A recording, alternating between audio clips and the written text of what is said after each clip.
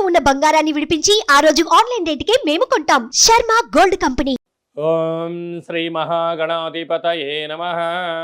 విశేషంగా 2025 ఒకటో తారీఖు ఒకటో నెల 25 అంటే మొత్తము 11 సంఖ్య అనగా లాభానికి సూచిక.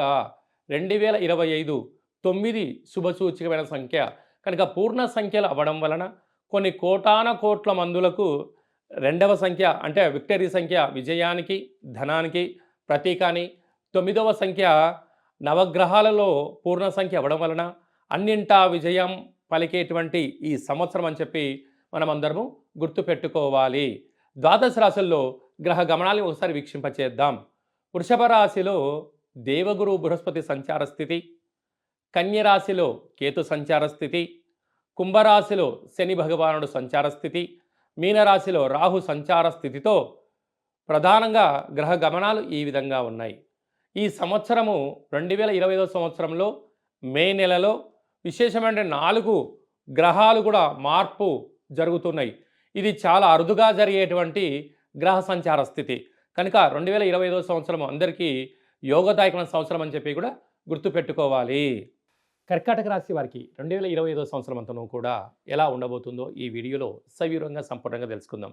మీరు ఎలాంటి పనులు చేయొచ్చు, ఎలాంటి పనులు చేయకూడదు, ఆదాయ వ్యయాలంటూ కూడా తెలుసుకుందాం.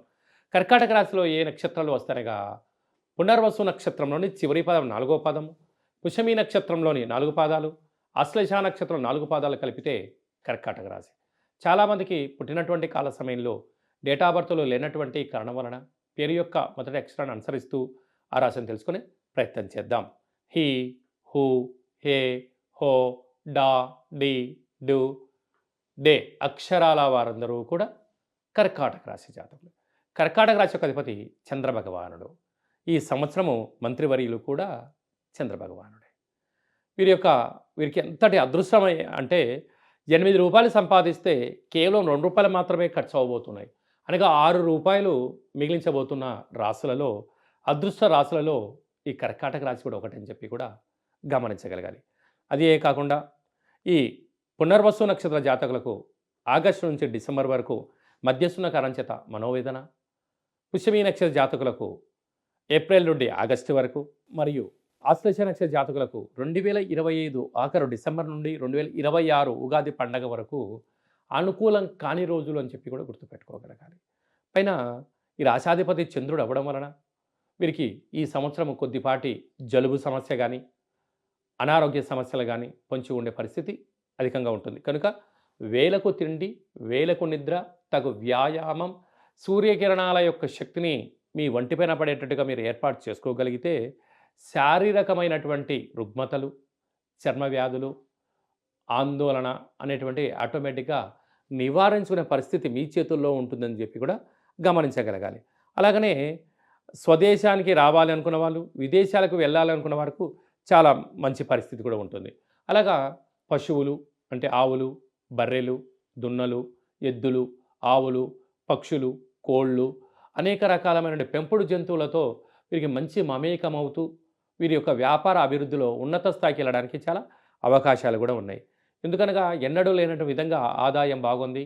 2.5 సంవత్సరంగా మీరు ఎదురు చూస్తూ ఉండబడినటువంటి అష్టమస్థాన శని దోషము ఈ సంవత్సరం తొలగి ఐశ్వర్యానికి స్వాగతం పలుకుతూ రాబోయే కాలం అంతా కూడా 7 సంవత్సరాలు మీరు ఏదైతే అనుకుంటారో అన్నింటా విజయం మీ సొంతమవుతుంది.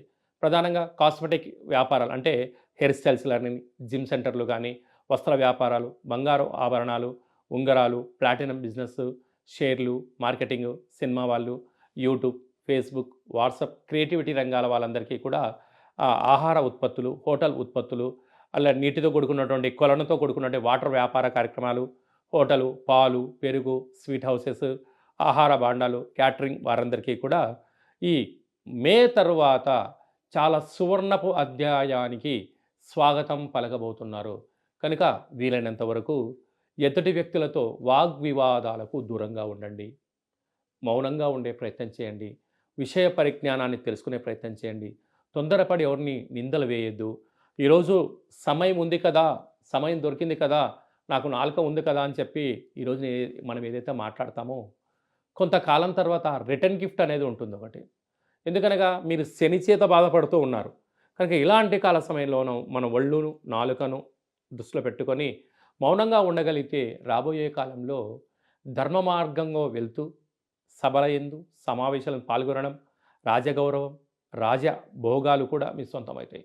చిన్న ఒక మాట చేత ఐశ్వర్యానికి ఆనందాన్ని సంపాదించే మార్గాన్ని మీరు పోగొట్టుకున్నారనుకోండి, జీవితకాలం అంతా బాధపడే పరిస్థితి ఉంటుంది. కనుక దయచేసి కర్కాటక రాశి జాతకులు వీరైతే తెలుపు వస్త్రాలు ధరింపచేయడం, ఈశ్వరారాధన చేయడం, కాళభైరవ స్వామి దగ్గర దీపం పెట్టడం వల్ల మీకు అదృష్టం, ఆనందం కర్కాటక రాశి వారి సొంతం కాబోతుందని చెప్పి కూడా గమనించాలి.